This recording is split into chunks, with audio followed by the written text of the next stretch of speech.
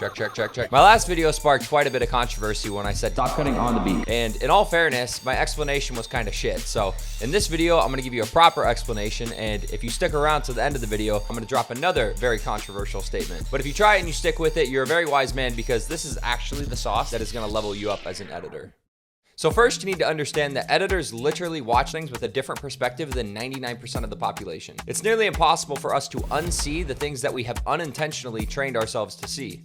So I went to film school, and I don't say that to flex my credibility, because 99% of people should not go to film school. I don't recommend it. I did not learn shit. But the one thing that I do actually remember is on the first day of class of my freshman year, my professor said something very interesting. It was something along the lines of, I'm warning you now, by taking this class, you will never see movies the same, and this class might even ruin movies for you forever. And similar to that, this video might just be what changes how you edit forever. What?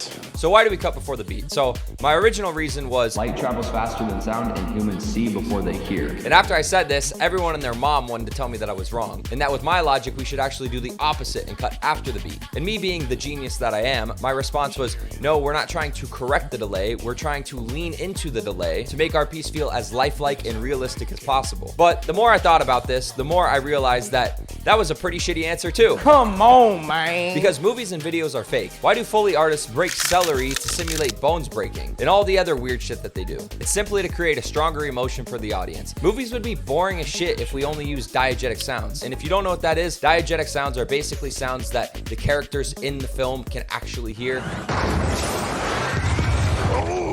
And non-diegetic sounds are sounds that they can't hear. So like the film score or a voiceover or something like that. So why do I bring up all this sound design nerd shit to begin with? The point I'm trying to make is that when we edit, we intentionally are making things unrealistic. Now that being said, we all know that sound design is important, but the best editors understand that the visuals lead the way. They don't react to the sounds, they create the sounds. Cutting early creates pace and keeps the energy moving forward. It gives your work a sense of intention and not reaction. So the real reason why we cut before the beat is not because light travels faster than sound and humans see before they hear, and it's definitely not because we're trying to make things hyper realistic. We cut before the beat because it simply feels better.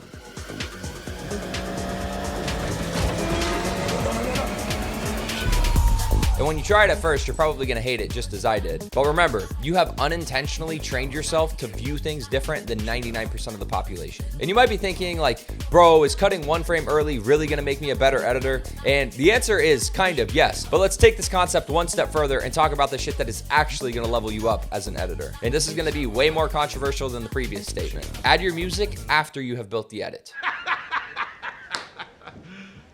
You serious? You don't need the track in the timeline to start the edit. And I know this goes against the golden rule of editing that you have to have the song selected before you start anything, but I'm telling you, bro, no, this is how you actually level up, and I'm gonna tell you why. Beginner editors refuse to start a project if they don't have the song picked out, because the music is telling them where to cut, as opposed to the visuals and the actions and the story and the movement and the energy and the emotions.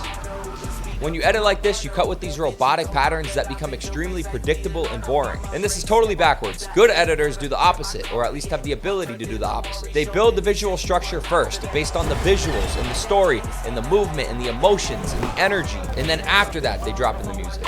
And obviously they're gonna have to make a few small changes, to tighten things up. But this is the real shit right here, bro. This is actually how you level up. It's about understanding control and rhythm. Your visuals need to lead the way. This is how they do it in Hollywood, and this is how you should do it too. Also, another bonus is that next time you spend 40 hours on an edit and the client comes back to you and they're like, hey, can you change the song? You're gonna be like, okay, like it's actually not that big of a deal. It'll only take me like 15-20 minutes to drop in a new track and make the small changes, because you built the edit the right way to begin with. But if your client is asking you to do that, you, my friend, should probably not be working with that client, because that is a shitty client. And we don't work with shitty clients over here, so you should definitely fire them. And if you're scared to fire them because then you're gonna be broke, consider checking out the Freelance Formula, where I teach you exactly how to get from $0 to $10,000 or $20,000 a month as a freelancer. If you're an editor, videographer, photographer, any of that, I teach you everything that you need to know. So if you want to make more money and live a better life, click the first link in the description. But that's it. Follow me on Instagram at justin.james. Peace.